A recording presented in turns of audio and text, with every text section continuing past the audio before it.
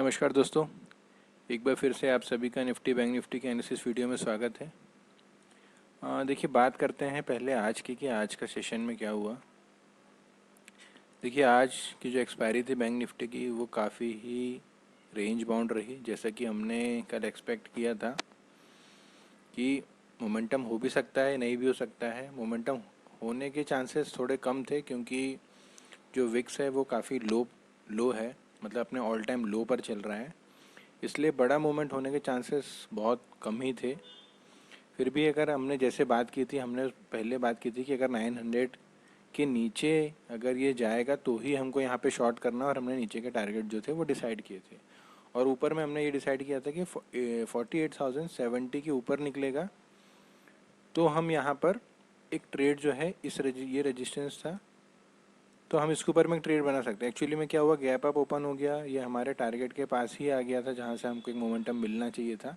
तो ये ओपन हो गया, फिर वहाँ से थोड़ा नीचे आया, यहाँ पे प्रीमियम गया, फिर ये धीरे धीरे धीरे करके यहाँ से एक थोड़ा सा मोमेंटम आया। जो हमारा पहला टारगेट था 48,150 का से लेके हमारा दूसरा टारगेट जो था 48,300 के आसपास था, लेकिन ये 250 तक ही गया।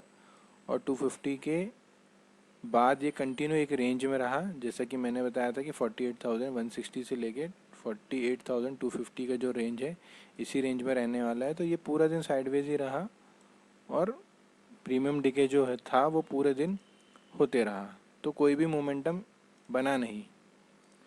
अब देखिए, बात करते हैं कल के लिए कि कल क्या हो सकता है। देखिए, कल क्या हो सकता है, कल के लिए सेम रेंज है वही। ओपनिंग डिपेंड करती है कि ओपनिंग कहाँ पर होगी। देखिए, इस रेंज में बैंक निफ्टी फंसा हुआ है। ऊपर में नीचे में 48,150 की जो रेंज है वो है। ऊपर में आप मान के चलिए ये 230 के आसपास की जो रेंज है 48,230, इस रेंज में कोई भी ट्रेड नहीं होगा बैंक निफ्टी में। अगर इसके ऊपर निकलेगा, 230 के ऊपर अगर निकलता है तो यहाँ पे आपको पहला टारगेट जो होगा वो 300 का होगा। अगर 300 के ऊपर भी अगर ये सस्टेन करता है तो फिर यहाँ से 400 और मैक्सिमम 500 तक आप बैंक निफ्टी में टारगेट देख सकते हो। नीचे की साइड में 48,150 जब तक होल्ड कर रहा है तब तक शॉर्ट के लिए नहीं जाना है। 48,150 के नीचे अगर ये सस्टेन करता है तो यहाँ से एक पोजीशन आप छोटा शॉर्ट बना सकते हो, जो कि आपका पहला टारगेट होगा 48,060-65 के आसपास में। और अगर बाई चांस इस लेवल को भी अगर सस्टेन नहीं कर पाता है, होल्ड नहीं करता है, और सेलर्स अगर यहाँ पर भी आते हैं तो फिर नीचे में आप यहाँ पे 47,900 तक बैंक निफ्टी में देख सकते हैं। अभी फ़िलहाल में 47,900 के नीचे मुझे जाता हुआ बैंक निफ्टी नहीं दिख रहा है, क्योंकि यहाँ पे अभी काफ़ी अच्छा सपोर्ट है। तो अभी भी ऐसा लग रहा है कि कोई बड़ा मोमेंटम शायद ही आए। अगर प्रॉफिट बुकिंग आती है तो एक बात अलग है कि हाँ, कुछ बड़ा मूवमेंट हमको देखने को मिल सकता है। अदरवाइज़ हम इसी रेंज में रहने वाले हैं। 47,900 को शायद ब्रेक नहीं करेंगे, इसी रेंज के ऊपर रहेंगे।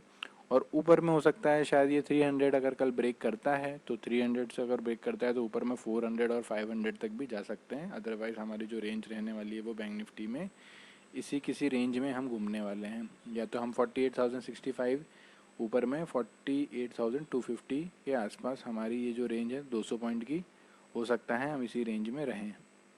बाकी हमारे पास लेवल्स हैं दोनों साइड के, जिस साइड भी ब्रेक होगा उस साइड के लिए हम ट्रेड कर सकते हैं।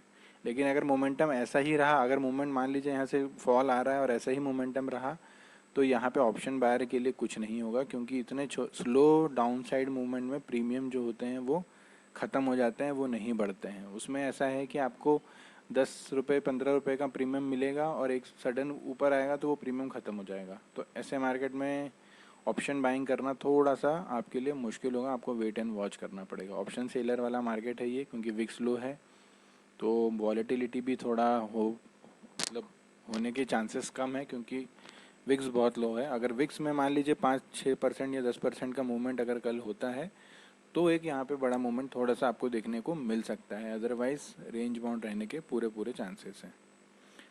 बात करते हैं देखिए बैंक निफ्टी की कि बैंक निफ्टी की कल है निफ्टी की एक्सपायरी। तो एक बार निफ्टी का चार्ट खोल लेते हैं। देखिए, निफ्टी में देखा जाए तो निफ्टी ने एक अच्छा हाई बनाया था यहाँ पे, और वहाँ से फिर ये कंटिन्यू नीचे आ गया, क्योंकि वहाँ पे मॉर्निंग में आपने देखा होगा कि रिलायंस और टीसीएस जो थे वो प्लस में थे, और आफ्टरनून में रिलायंस धीरे धीरे करके वहाँ से नीचे आने लगा और उसके बाद में टीसीएस ने भी वहाँ पे थोड़ी सी प्रॉफिट बुकिंग दिखी, तो उसके कारण निफ्टी जो था वो थोड़ा सा सेलिंग प्रेशर लिया और वहाँ से वो कंटिन्यू नीचे आ गया और क्लोज हुआ है हमारा 22,400 के आसपास में। तो देखिए अभी कल के लिए क्या निफ्टी की एक्सपायरी हो सकती है। फ़िलहाल निफ्टी में मुझे अभी भी रेंज में लग रहा है निफ्टी। देखिए अगर निफ्टी में एक मोमेंटम ये बन सकता है, अगर फ्लैट ओपन होता है मान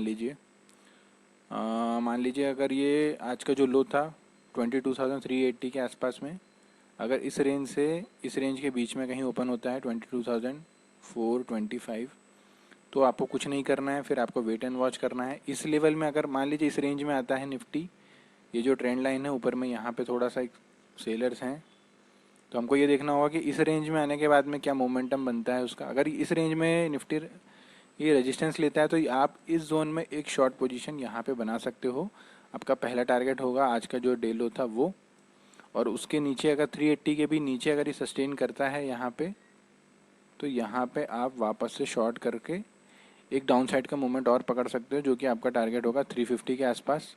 350 से लेके 320 तक आप यहाँ पे निफ्टी का जो डाउन साइड का लेवल है यहाँ तक आप उसमें डाउन साइड के लिए ट्रेड कर सकते हो। फिर बात करते हैं कि यहाँ से कोई बाउंस देखने को मिलेगा कि नहीं। अभी देखिए मोमेंटम तो पॉजिटिव ही है, अभी तक ऐसा कुछ लग नहीं रहा है कि बहुत ज़्यादा डाउन साइड का मूवमेंट बनेगा। अगर बाई चांस ये नीचे आता है यहाँ पे 350 या 300 के बीच में, और यहाँ कहीं पे भी सपोर्ट अगर लेता है निफ्टी, तो यहाँ से आपको वापस से एक बाउंस बैक जो है वो देखने को मिल सकता है। ऊपर में आपका जो टारगेट होगा पहला, अगर 350 और 320 के बीच में या 300 के आसपास में अगर आता है और यहाँ पे कोई सपोर्ट लेता है, तो यहाँ से आप अगर लॉन्ग साइड की पोजीशन बनाओगे तो आपका पहला टारगेट जो होगा, जो आज का लो है जो है कि 380 के आसपास है, 22,380 आपका पहला टारगेट होगा। अगर 380 के ऊपर भी सस्टेन करता है तो फिर यहाँ से 22,425 से लेके ये जो आपकी ट्रेंड लाइन आ रही है इसके बीच में आपका जो है दूसरा टारगेट होगा। ऊपर में मोमेंटम देखिए, अगर ये ट्रेंड लाइन के ऊपर भी हम निकल जाते हैं, अगर मान लीजिए कि हम फ्लैट ओपन होते हैं और ओपन होने के बाद ही निफ्टी इस लेवल को ब्रेक करता है और ब्रेक करने के बाद में इस ट्रेंड लाइन के ऊपर सस्टेन करता है, तो फिर ऊपर में आपका जो टारगेट होगा आज का हाई जो था 44,475 के आसपास और से लेके 22,500 तक, ये आपके जो होंगे अपसाइड के टारगेट होंगे अगर हम इस ट्रेंड लाइन के ऊपर निकलते हैं। अदरवाइज रेंज में है तो रेंज में कोई ट्रेड नहीं करना, इस रेंज में कोई भी ट्रेड मत करना, क्योंकि ये जो मुझे लग रहा है कि ये एक रेंज ही रहने वाला है जब तक ये ट्रेंड लाइन के बीच में है और इस रेंज में है 385 के आसपास में। ये एक प्रीमियम डिके वाला रेंज है, तो यहाँ पे मोमेंटम जो है वो आपको ज़्यादा मिलेगा नहीं। तो आपको जो ट्रेड करना है वो सिर्फ आपको दो ही जगह पे मतलब जो पॉसिबिलिटी है, दो जगह पे आपको ट्रेड मिल सकता है, इस ट्रेंड लाइन और इसके बीच में 425 और इस ट्रेंड लाइन के बीच में निफ्टी क्या करता है ये आपको देखना है। अगर इस रेंज में सपोज मान के चलिए इस रेंज में आया निफ्टी, यहाँ से ब्रेकआउट मिलता है तो आप ऊपर की साइड में ट्रेड बना सकते हैं, यहाँ से ब्रेकडाउन मिला तो नीचे की साइड में आप डाउन साइड का ट्रेड बना सकते हैं। अगर इसके भी नीचे अगर सस्टेन करता है तो यहाँ से वापस से आप और डाउन साइड का मूवमेंट आपको मिल सकता है। ऊपर में मैंने आपको बताया कि ट्रेंड लाइन के ऊपर जाएगा तो आपका पहला टारगेट आज का हाई है और उसके ऊपर में 500 और 550 तक ये आपके दो टारगेट और ऊपर की साइड में निफ्टी में हो सकते हैं। तो फ़िलहाल के लिए निफ्टी का जो व्यू है अभी फ़िलहाल रेंज बाउंड ही है, बाकी डिपेंड करता है कि कल किस साइड को मोमेंटम देखने को मिलेगा। अगर जिस साइड भी हमारा लेवल ब्रेक होगा हम उस साइड के लिए एक अपसाइड या एक डाउन साइड का ट्रेड बना सकते हैं। बाकी इस रेंज में कोई ट्रेड नहीं करना है, ये रेंज में आपको वेट एंड वॉच करना है। अगर इसके ऊपर में ब्रेकआउट होता है तो यहाँ पे लॉन्ग साइड की पोजीशन, इसके नीचे ब्रेकडाउन होता है तो शॉर्ट की पोजीशन। बाकी मिलते हैं कल लाइव मार्केट में कि किस साइड मतलब किस टाइप का मार्केट रहता है, क्योंकि विक्स लो है तो बड़ी जो मूव्स हैं वो थोड़े से कम पॉसिबिलिटी है कि कम अपॉर्चुनिटी मिले इंट्राडे में। तो मिलते हैं कल, बाकी थैंक्स फॉर द वॉचिंग।